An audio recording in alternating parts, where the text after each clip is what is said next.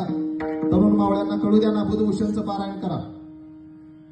गेल्याच महिन्यामध्ये, श्रावण महिन्यामध्ये मी एका ठिकाणी बुधभूषणचं पारायण केलेले.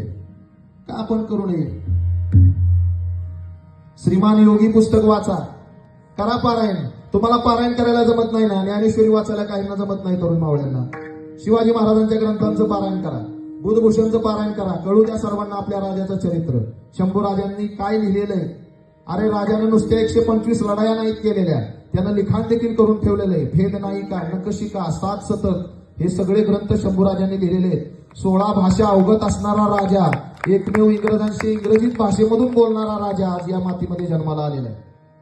सहज आलाय का परमार्थ? हा धर्माचं पालन केलेलं या राजाने. 16 भाषा अवगत होत्या. इंग्रजी अधिकारी जरी आला, आज आपल्याला इंग्रजीमधून बोलता येत नाही. बघा किती मोठा व्यथा असू द्या, आज इंग्रजीमध्ये बोलू शकत नाही आपण. पण शंभूराजे त्या काळी 16 भाषा येत होत्या. कन्नड येत होती, उर्दू येत होती, तेलुगू येत होती, मल्याळम येत होती, कर्नाटकी भाषा येत होती शंभूराजांना. मग अशा राजांनी धर्माचं रक्षण केलं, म्हणून आज आपण सुखाचा घास घेतोय. आज आपल्याला जे सुखाचे दिवस आहेत ते कुणामुळे? तो या राजांमुळे. दोनच राजे इथे गाजले कोकण पुण्यभूमीवर, दोनच राजे इथे गाजले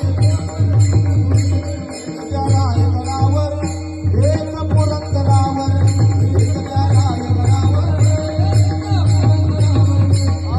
दोनच राजे इथे गाजले कोकण पुण्यभूमीवर, एक त्या रायगडावर, एक पुरंदरावर.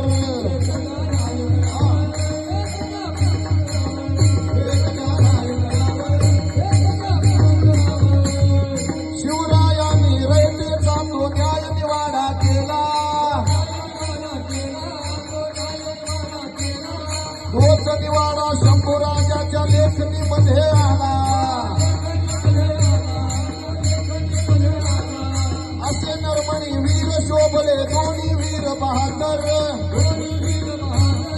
दोन्ही वीर बहादर. एक त्या रायगडावर, एक पुरंदरावर, एक त्या रायगडावर, एक पुरंदरावर, एक त्या रायगडावर. एकानं रायगडावर बसून जनतेचं रक्षण केलं, एकानं पुरंदरावरती राहून जनतेचं रक्षण केलं. दोघांनीही, दोन्ही नरमणी श्रेष्ठ झाले. मग शंभूराजांची चरित्र, शिवाजी महाराजांची चरित्र ही आपल्या आजच्या